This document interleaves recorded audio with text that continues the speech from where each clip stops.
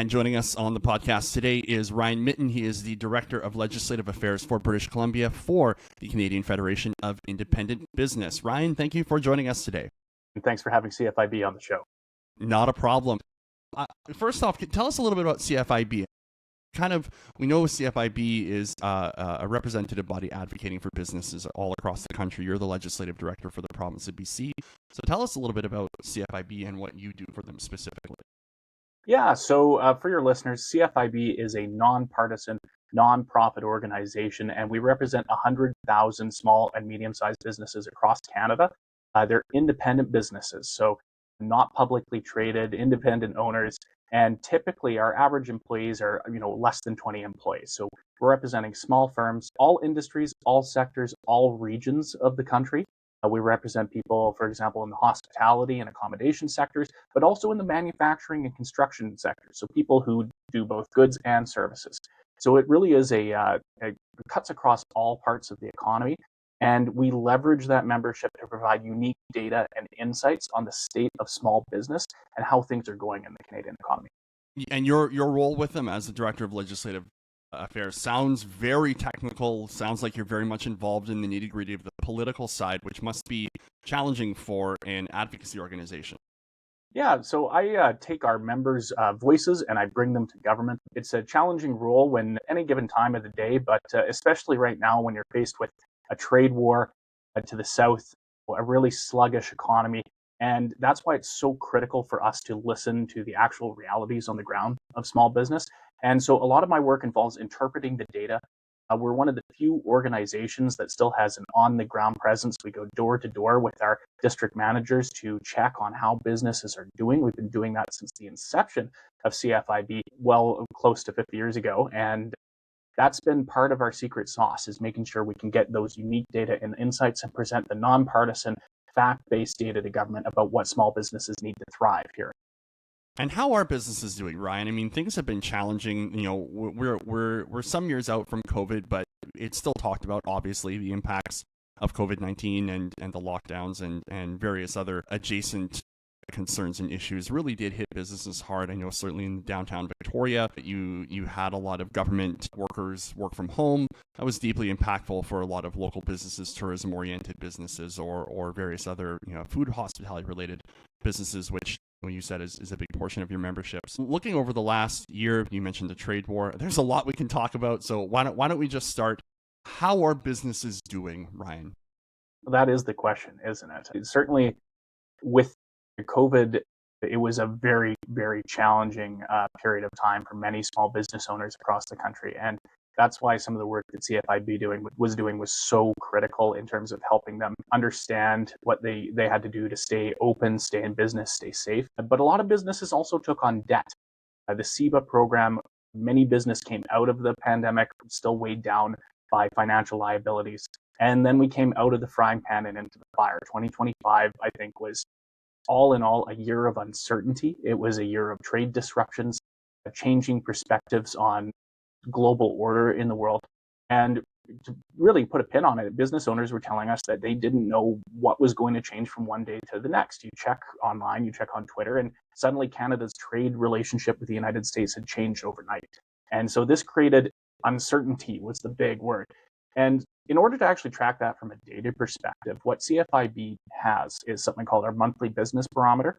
And this is a stratified random sample for you statistics listeners out there of small businesses across the country. We rotate the sample and use moving averages from month to month and track small business outlooks for the health of their business, both in the short and the long term. So a 3 and 12-month outlook. And what was really interesting is that in March of 2025, BC small business confidence hit an all-time low. We've been taking this measure for 25 years.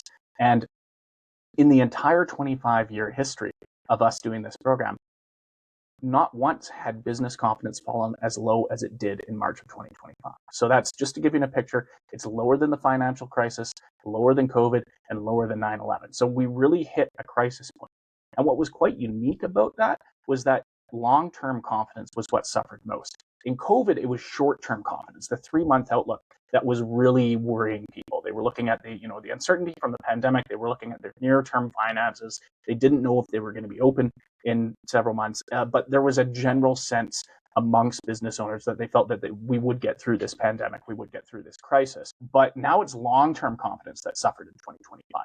And that was because of the fundamental change in our trading relationship with the United States. And I'll talk a little bit more about the types of disruptions that we had with that trade rupture, really. But that kind of reflects on the different views and uncertainty that small business owners have experienced.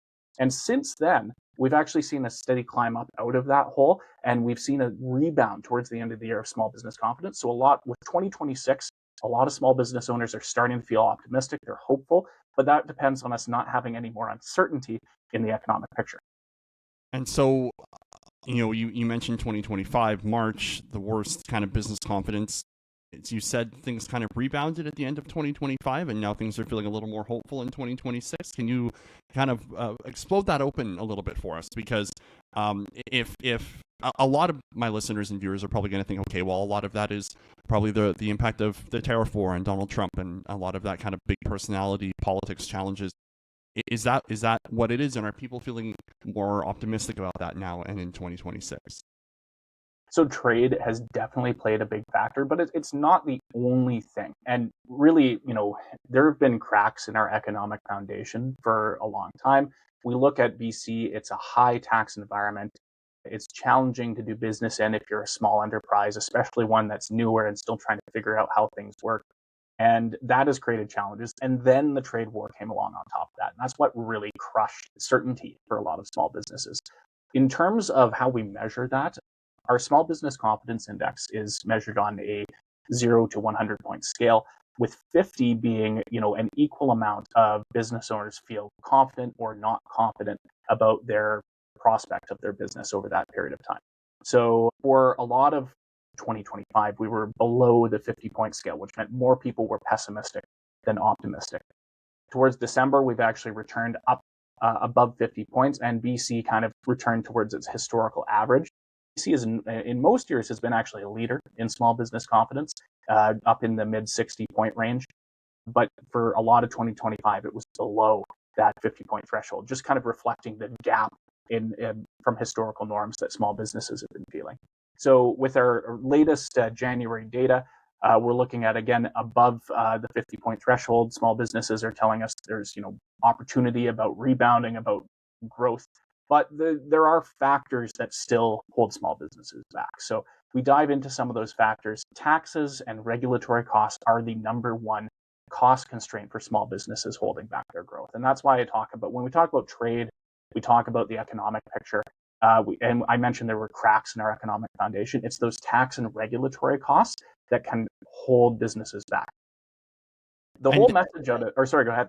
No, I was going to say, because just rolling on that, because you just had a piece that came out in the Business in Vancouver talking about supply shocks pushing BC entrepreneurs to pivot and shipping delays and higher costs and regulatory challenges. So I want you to finish your thought, but I also want to talk about the real realities of supply challenges, because I don't think a lot of people really consider when they go to the store, they expect stuff's going to be there.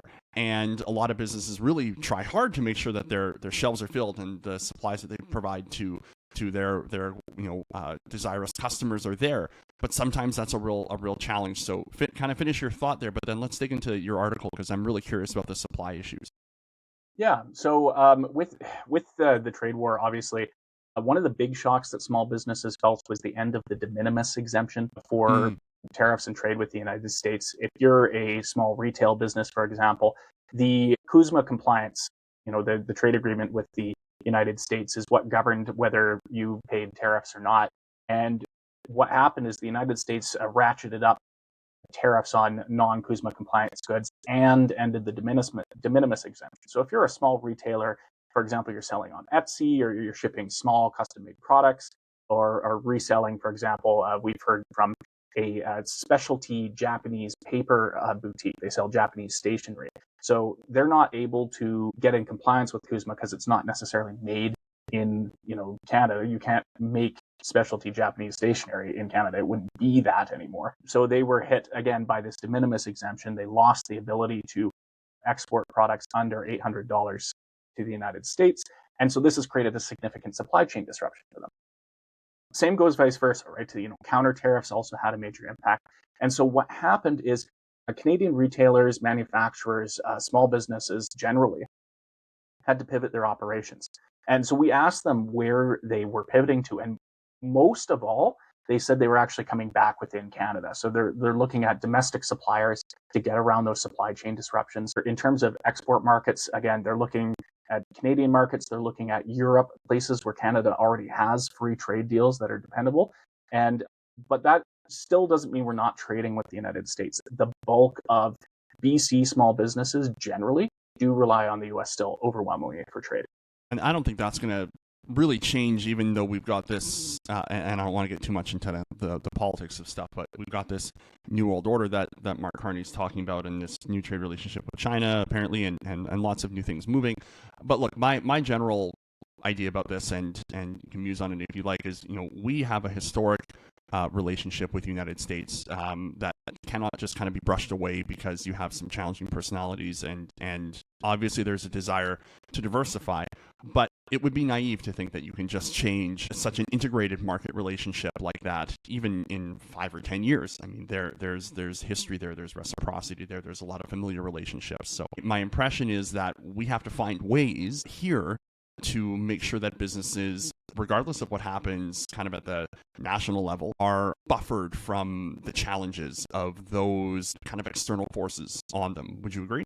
Well, you mentioned buffering, and I think that actually brings up an interesting point, which is I spoke earlier about the cracks in our economic foundation. And one of the big things that this trade war presented as an opportunity for Canada is to get real about its own economic competitiveness. Political parties of all stripes, regardless of what your background is, need to take on this challenge and say, how do we make sure that our domestic Canadian firms can compete with US ones?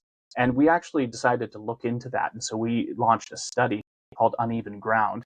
And that actually looks at the small business tax competitiveness of not just Canadian provinces, but against US states as well. And broadly, what we found is that the average Canadian small business, and BC as well, will pay over 20% more in taxes than their US counterparts. And this is because of a unique quirk in the US tax system for small businesses. You have something called an S corporation. And you essentially, a small business owner, the revenue and income you claim is split between the primary shareholders of a family, say a mom and pop shop, if you were to think about it that way, and they file that on their personal income taxes. And because of the more competitive personal income tax structure in these states, they're able to actually reduce their overall tax burden. That's not the case in Canada. In fact, it can be more punitive if you're a sole proprietor. So we find that when you stack up not just the income taxes, but all the other taxes, payroll taxes especially are a killer here in BC, that it really punishes not just small business formation, but small business growth. The penalty from going from, say, a micro business of 4 to 5 employees in BC to a standard small business of about 25 employees is a 700% tax penalty. We think back again to, how do we make Canadian businesses more competitive? How do we buffer them from these trade costs, as you said? Well, it starts with tax competitiveness. It starts with insulating them from the taxes that we place on Canadian firms as they're trying to grow. You mentioned about the de minimis exemption and the challenges there, and I want to kind of just reflect on and get your thoughts and kind of CFIB's positioning or thoughts, because what you have seen a lot of, I think, especially as the market has become exceedingly challenging. I was out for coffee with a friend today who has been looking for a job for over a year, and it's just the market is really hard, and it has pushed a lot of people to become solopreneurs or entrepreneurs or kind of working on their own and doing their own thing, whatever that might be. How do you see kind of economically that playing out, especially with the challenges with, as you say, removing the de minimis exemption and taxes and regulatory hurdles? If someone is able to do that and become successful kind of doing their own thing, it seems like the more success they get, the more difficult it is actually going to be to retain those earnings. Yes, and you kind of hit on the head there. You hinted at it, but something we're going to be looking at more deeply this year is entrepreneurial drought in Canada. And why is it so hard to start and namely grow a small business in this country? It's a wicked problem that we need to solve if we're going to get real about addressing our economic competitiveness. And, I've already spoken about some of the taxes, but just to give you an idea of some of the entrepreneurial attitudes here in BC, we ask small business owners, would you recommend, if you could forget about everything you achieved so far, if you could go and start over again today, if you could ask someone or tell them, would you start a small business today? 64% of people in BC would say no. And so, Whoa. which is a shocking statistic. We're no longer rewarding people who take risks. With our policy, we tend to punish success. And that's not what we want, right? I'll make a pitch to any policy wonks who are on the, listening to this. We've got a structural deficit here in BC. We need to grow our grassroots economy if we're going to take some of these small businesses and make them larger by incentivizing productivity, right? And part of that is when you hire more people, you should not be punished for adding staff. Our current employer health tax structure in BC is a tax on jobs. The larger your payroll grows, the more taxes you have to pay. And it ramps up. It's a disincentive to hiring. And I think that's at least partially to blame for some of the struggles that we're seeing with hiring intentions. It's very difficult right now for employers to handle this tax burden. So we're going into Red Tape Production Week next week on the 26th of January to the 30th. I know you'll be very excited to roll some stuff out for that.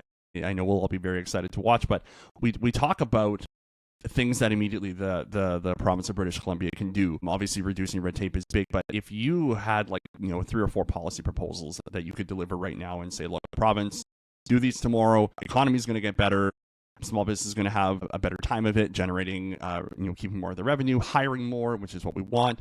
What kind of proposals do you lay at their feet? Because I'm sure you do have these conversations, and hopefully they're listening to you because they should be. But what are you proposing to them to do to actually ignite some fire into our economy? Well, I'll stay on tax for a second here because CFIB and several of the other business organizations, including the Chamber of Commerce, the BC Business Council, and the Greater Vancouver Board of Trade, joined together and wrote an open letter to government laying out some of our pre-budget priorities with the budget coming up in February. And one of the top proposals that we've all united behind is fixing the PST on capital investment. Our tax structure on PST is such that if you're manufacturing something, when it goes through our supply chain, and we've already spoken about some of the supply chain disruptions that people have been facing, well, fixing the PST is part of that because every time an object changes hands, if you're building a widget, well, you accrue PST sales tax on that object that you're building. It stacks up through the system, and the more times it changes hands, the more sales that take place in the supply chain, the more expensive the item becomes. So for small businesses that are looking to invest in capital, invest and grow their business, we need to exempt the PST on capital investment. That would go a long way to actually supercharging investment by small businesses into new things. And this isn't just a theoretical thing. We've done some research on this that shows that if small business alone were able to benefit from this PST exemption, about $1.6 billion in new capital investment is sitting there ready to go. And so that money goes back into the economy, it generates wages, it creates jobs, and that comes back to the government as tax revenue at the end of the day. So it does have positive benefits as well. It's not just a raw tax cut. What do you think? I mean, this sounds like something you've been talking about for a while. What do you think is the resistance to doing something like that? It sounds like a pretty simple, I hate to be so kind of blasé about it, but just signing a piece of paper or moving an executive order or something. Like, it seems pretty easy to do. Why isn't it being done? I think that's a great question for government. It confuses me a little bit because it does seem like a positive measure for our economy. But if I had to point to one thing, it is the sheer size of the deficit right now. The government is going to be hard pressed to find fiscal relief, and that's going to create some challenges. And truly, that's why we need to look at being more efficient with public spending. It's a big priority for businesses as well. We asked them after the 2025 budget and the nearly $12 billion deficit that was unveiled, what would you like government to do in figuring out how to get back to balance? And that's also the second request we have, is government needs to present a fiscal plan over the medium term to get back to balance, ideally within 3 years, and to at least cut the deficit in half. But in terms of how, well, efficiency with public spending is number one. BC's public sector costs have nearly doubled in the last 7-8 years. So it is important that we look at, how and why that's occurred and whether we're actually using public money in the right way. So going forward into 2026, what can we see from the CFIB? What kinds of things are rolling out, and what can my listeners and viewers do to get more informed and involved in what CFIB is doing? Maybe I've got a small business owner or entrepreneur who would be really interested in the services that you provide, and there's lots of things that you do. You do advocacy, but there's other business support stuff that you guys actually do as well. I saw recently there's a partnership with Scotiabank that you guys have just entered into, which looked really interesting to me. So what's rolling out this year, and where can people learn more about what you guys provide? Oh, well, I'm going to have a long answer to this. For starters, you mentioned Red Tape Awareness Week. It's January 26th to 30th, and we're going to be rolling out new announcements each day on how the province can cut red tape. If you want to learn more about those efforts, cfib.ca/red tape.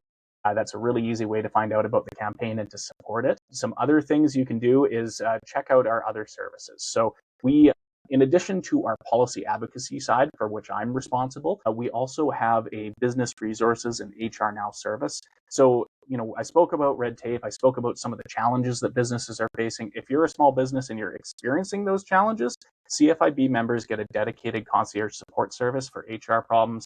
We have advice on how to deal with things like workers' compensation issues, hiring new employees. If, say, someone needs to be, disciplined, how to do that appropriately and within the law, understanding employment standards.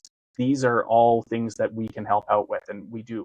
As well, you mentioned our recent partnership with Scotiabank, which has been a long-standing partnership for banking and savings for commercial bank accounts. That's through our savings side. So we leverage our 100,000 members across the country in order to acquire savings and benefits for CFIB members. It's another thing I'm very proud of, because we're not just a lobbying and advocacy group. We also provide services and assistance to small businesses, which is so critical in times like these where businesses are experiencing challenges. It's not just the advocacy, but it's the service for and service of businesses, because at the end of the day, as I think you've made it very clear, it is small businesses that are the backbone of our economy. And if they're not thriving, it becomes much more difficult for our country, our province and our country to thrive. Yeah, and I am so personally invested in the health of our small business community. I've got family members that have been working at small businesses for a long time. You think about it, well, I mean, we actually have, it's more than just a feeling, it's numerical benefit. We did a study with local BC, 66 cents of every dollar you spend local stays within the local economy. If you go to a big box store, you can imagine what some of those might be. Just 11 cents of every dollar you spend local stays local. And we figured out where that money is actually going. It's paying local employees. It's buying supplies from other local suppliers. So you think about, for example, a coffee store that gets their coffee beans from a local roaster. Well, again, that's reinvesting in the local economy. Where it gets really tricky is if you start doing the online shopping at those mega online retailers like Amazon, at just 8 cents on the dollar. It stays within the local economy. So we're going from 8 cents all the way up to 66 cents that gets to stay in your community. It's a huge multiplier impact. And that's why it's so important to shop local. We run 2 campaigns every year. We have Small Business Every Day, which is a campaign, and then Small Business Saturday, which is the day after Black Friday. And that's about reminding people about the impact that their dollar has when they keep their loonie local. Well, everyone listening and watching, shop local. Don't forget, shop local. That is the message from Ryan Mitten and the CFIB. Ryan, the Director of Legislative Affairs, for CFIB for the province of BC. Thank you for joining us today. Any final comments or statements or anything you'd like listeners to know before we let you go? I'd just remind them to check out the website, cfib.ca. Hit us up on Twitter. We're online, and we'd love to hear from you about what challenges your small business is experiencing. Well, thanks a lot for this, Ryan. We'll certainly have you back for updates throughout the year, because I think it's going to be a year where there's going to be a lot to talk about. But for now, thank you very much. Thank you for having CFIB on the show.